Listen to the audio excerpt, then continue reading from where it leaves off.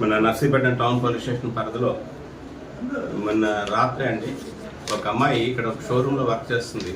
అమ్మాయి తిరిగి వర్క్ ముగించుకొని రాత్రి 7 o'clock ప్రాంతంలో తిరిగి తన స్వగ్రామానికి వెళ్తుండగా మధ్యలో ఒక రౌడీ షీట్ హోల్డర్ ప్లస్ ఇంకొక వ్యక్తి ఇద్దరూ కలిసి ఈ అమ్మాయిని అటకాయించి ఆ అమ్మాయి చేపట్టుకొని అసభ్యంగా ప్రవర్తించడం అది జరిగింది.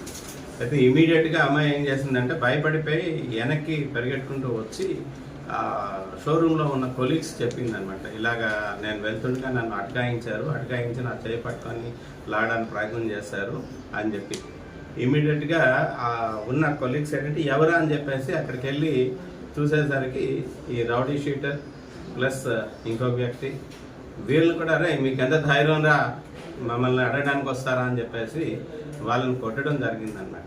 అందులో రౌడీ షీటర్ ఎవరైతే కుప్పరాల హరి, తండ్రి ముషలయ్య, వయసు 30 సంవత్సరాలు, లారీ డ్రైవర్, పెదబొడ్డేపల్లి ఈయన ప్లస్ ఈయనతో పాటు పొన్నపు కుమార్ ఎలియాస్ యేసు 42 years, పెదబొడ్డేపల్లి, నర్సీపట్నం కూడా. ఈ కుప్పరాల హరి గురించి ఇమీడియట్గా మన టౌన్ ఇన్స్పెక్టర్ గారు, సబ్ ఇన్స్పెక్టర్ గారు వీళ్ళంతా కూడా వెళ్ళి ఈ రిపోర్ట్ రాగానే ఎఫ్ఐఆర్ ఇష్యూ చేసి ఈయన అదుపులోకి తీసుకోవడం జరిగింది. ఇద్దరిని కూడా ఈ హరి మీద వెరిఫై చేస్తే 7 కేసులు ఉన్నాయండి ఈయన మీద పెండింగ్ ఉన్నాయి. మన నర్సీపట్నం టౌన్ పోలీస్ స్టేషన్లో ఈయన మీద రౌడీ షీట్ కూడా ఉంది. లాస్ట్ సాటర్డే కూడా మనం కౌన్సిలింగ్ పిలిస్తే ఈయనేమో లారీ డ్రైవర్ వర్క్ చేస్తున్నాను, ఎక్కడ జమ్మల మడుగు దగ్గర ఉన్నాను అని చెప్పేసి ఆ రోజు కౌన్సిలింగ్ కూడా ఈయన అటెండ్ కాల. తర్వాత రెండో వ్యక్తి పొన్నపు కుమార్ ఎలియాస్ యేసు, ఈయన కూడా రౌడీజం అది చేయడం అది జరుగుతుంది. ఈయన మీద కూడా ఆల్రెడీ 3 కేసులు ఉన్నాయి. ఈ రోజు రిజిస్టర్ చేసిన కేసుతో 4 కేసులు అవుతున్నాయి. అయితే ఇమీడియట్గా ఇన్స్పెక్టర్ గారికి కూడా ఇన్స్ట్రక్షన్స్ ఇవ్వడం జరిగింది, రౌడీ షీట్ ప్రపోజల్ పంపించమని ఈయన మీద కూడా. అయితే ముఖ్యంగా ఈ కేసు విషయంలో ఇప్పుడు ప్రెస్ మీట్ పెట్టడానికి కారణం ఏంటంటే ఎవరైనా సరే ఆడవారి జోలికి వచ్చినా మైనర్ల జోలికి వచ్చినా పరిస్థితి చాలా సీరియస్గా ఉంటుంది.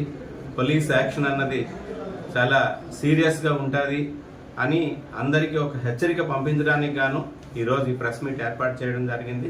ఎవరైనా సరే, నాట్ ఓన్లీ రౌడీ షీటర్స్, ఎవరైనా సరే మహిళలపై అఘాత్యాలు చేసిన, మైనర్లపై ఎటువంటి అకృత్యాలు చేసిన ఇమీడియట్గా మేము దాని మీద యాక్షన్ ఇనిషియేట్ చేయడం, వాళ్ళ మీద చట్టపరంగా ఏమేమైతే చర్యలు తీసుకోగలమో ఆ చర్యలన్నీ కూడా తీసుకోవడం జరుగుతుంది. ఆల్రెడీ మీ అందరికీ కూడా లాస్ట్ ప్రెస్ మీట్లో కూడా చెప్పడం జరిగింది. ఒక డీసీ షీట్ హోల్డర్ రౌతు మల్లేష్ మీద ఆయన ఉన్న కేసులకు గాను ఆల్రెడీ పీడీ యాక్ట్ పెట్టడం జరిగింది. ఆయన్ని అది కూడా కలెక్టర్ గారు పర్మిషన్ తీసుకొని కలెక్టర్ గారు ఆర్డర్స్ ప్రకారం ఆ పీడీ యాక్ట్ కాపీస్ సర్వ్ చేసి ఆయన్ను రిమాండ్లో ఉన్నాడు. ఇదే చర్యలు అందరి మీద కూడా ఉంటాయని చెప్పేసి జాగ్రత్తగా ఉండమని రౌడీ షీట్ హోల్డర్స్ కానీ, లేదు ఈ విధంగా రోడ్ల మీద తాగేసి తిరిగి ఎటువంటి పండగల్లోని వాటిలోని గొడవలు చేసే వాళ్ళ మీద సీరియస్ యాక్షన్ ఉంటుందని చెప్పి తెలియజేయడానికి గాను ఈ రోజున ఈ ప్రెస్ మీట్ ఏర్పాటు చేయడం జరిగిందండి. ఇప్పుడు కూడా ఈ ముద్దాయిల్ని మ్యాజిస్ట్రేట్ గారి ముందు ప్రొడ్యూస్ చేసి బైండ్ ఓవర్ కూడా చేయడం జరుగుతుంది. రీసెంట్గా అందరూ రౌడీ షీటర్స్ని కూడా మా జిల్లా ఎస్పీ గారు తుహిన్ సిన్హా ఐపీఎస్ గారు బైండ్ ఓవర్ చేయమని చెప్పేసి చెప్పడం జరిగింది. బట్ ఆ బైండ్ ఓవర్ క్రమంలో చాలా వరకు బైండ్ ఓవర్ చేసాం. అదృష్టవశాత్తు ఈయన మిస్ అయిపోయాడు. అదే కానీ ఉండేలాగుంటే వెంటనే ఇమీడియట్గా నేరంలో పాల్గొన్నందుకు గాను సుమారుగా 1,02 లక్షల రూపాయలు అమౌంట్ కూడా, బాండ్ అమౌంట్ కూడా పర్ఫిట్ చేయడం జరిగేదన్నమాట. రీసెంట్గా ఈ బైండ్ ఓవర్ విషయంలో మన నాతవరం పోలీస్ స్టేషన్ పరిధిలో ఒక ఈ గుల్లాటలు తర్వాత ఇవి చేసిన ఒక వ్యక్తి పట్టాలు అని చెప్పేసి ఆయన బైండ్ ఓవర్ చేయడం జరిగింది. ఆయన ఈ కేసులో ఆర్గనైజ్ చేస్తున్నాడని. అట్లాగే ఎగైన్ ఆయన కోటగుట్ల పోలీస్ స్టేషన్ లిమిట్స్లో ఆయన గేమింగ్ యాక్ట్లో దొరికితే ఈ ఇన్ఫర్మేషన్ తీసుకెళ్లి కన్సర్న్డ్ ఎంఈఎం గారి దగ్గర ప్రొడ్యూస్ చేస్తే 50,000 రూపాయల అమౌంట్ పర్ఫ్యూట్ చేయడం కూడా జరిగిందండి. ఇదే అన్ని కేసుల్లో కూడా ఇదే విధంగా చేయడం జరుగుతుంది. Thank you. అవుట్కట్స్లో అండి. అవుట్స్కట్స్ లో ఓకేనండి. దాని మీద కూడా కాన్సన్ట్రేట్ చేస్తాం, ఎప్పటికప్పుడు పెట్రోలింగ్ అది చేయమని చెప్పేసి. ఎవ్రీడే కూడా విజిబుల్ పోలీసింగ్ అది చేస్తున్నారు. అది శివారులో కూడా మనం ప్లాన్ చేసుకొని పంపిస్తాం వాళ్ళంతా కూడా. అంటే గతంలో ఏంటంటే మిగతా పోలీస్ స్టేషన్ నుంచి మెనం రప్పించి వాళ్ళ టౌన్లో ఉంచి మన టౌన్ వాళ్ళందరినీ చుట్టుపక్కల తిప్పడం, అవుట్కట్స్లో ముందు దాగి వాళ్ళు అది గట్టిగా చేసేవాళ్ళు.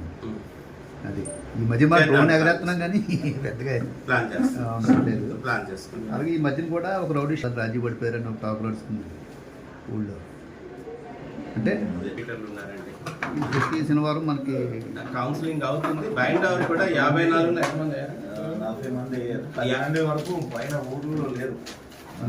అయిపోయిందంట. ఊరు వదిలేస్తున్నారు. ఓకే. అయిపోయిందంటే వాళ్ళు బయట అవ్వలేదు.